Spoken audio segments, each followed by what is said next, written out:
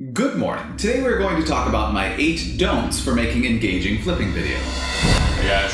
Hey Bo. Hi Bo. Flippin' physics. My first don't is don't use your built-in microphone. This is what it sounds like when I use the built-in microphone on my camera, and this is what it sounds like when I use my external microphones. Clearly it sounds much better.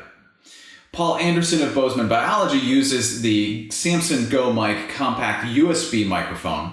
It's about $40 and definitely worth the investment. The quality of the audio actually makes a big difference. I actually agree. We aren't always necessarily looking at the screen, but we are always listening to the video. Don't ignore audio levels. Before you start recording, set the audio level. On your audio level meter, generally there is a line above which you do not want the audio to go. That is usually at 0 decibels, and if it does go above there, then the indicator will turn red. So if the audio is too high like this, the sound will be distorted and your indicator will be red. If the sound is too low, like this, then the signal-to-noise ratio of the audio will be quite high and there will be a large hiss in the background, which is annoying. So please, before you start recording, set your audio level such that the audio never quite reaches 0 decibels and the indicator does not turn red. Don't be just a talking head. I know when you're doing picture-in-picture, you are restricted by the little screen. However, there are still things you can do. You can, for example, hold up the microphone when you're talking about mic levels. You can point to various parts of your presentation. You can even leave the little video rectangle and search for something. Sometimes what you can't see is more interesting than what you can. Don't have multiple cuts in the middle of a sentence because it can be very distracting. Wait, what? You should be able to say at least full sentences before you trim the video. Sure, that makes sense. I should be able to do that. Yeah. Don't overuse transitions and effects.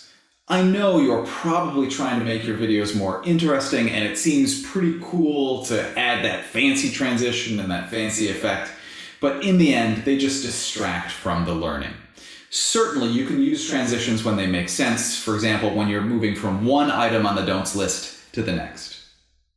Don't go on at length without any visual change. I know as teachers, we can get really excited about our subject matter and we can talk for a really long time, and we are very excited. I know we are. But that doesn't translate very well to the screen. You need to add text at intervals to the screen to keep your students visually engaged.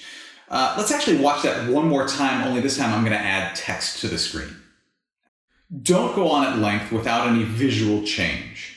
I know as teachers, we can get really excited about our subject matter and we can talk for a really long time, and we are very excited. I know we are. But that doesn't translate very well to the screen.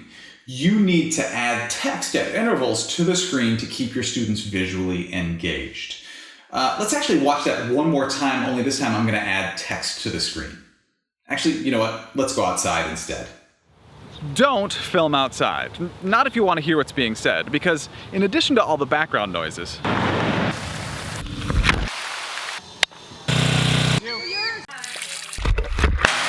because of the wind, in order to have quality audio, you need a professional level microphone like this one with a dead cat windscreen. Just because otherwise you're just going to hear the wind. It's not really a dead cat. I guess it just looks like one. So please don't film outside. Let's go back inside. Lastly, I know it is tempting because it does seem to spice up your videos, but please do not have continuous background music. Really, Bo? Again? I thought that maybe you would like it this time. Again, Bo, it's not that we don't like it. It's just distracting. And generally, background music gets repetitive and irritating. This is not a feature-length film. To review, don't use your built-in microphone. Don't ignore audio levels. Don't be just a talking head. Don't cut the video mid-sentence. Don't overuse transitions and effects. Don't go on at length without any visual change. Don't film outside, and don't have continuous background music. Those are my 8 don'ts for making engaging flipping videos. I also have 2 other videos about making engaging flipping videos, the basics of and my list of 9 do's, which you're more than welcome to enjoy as well. Thank you very much for learning with me today. I enjoyed learning with you.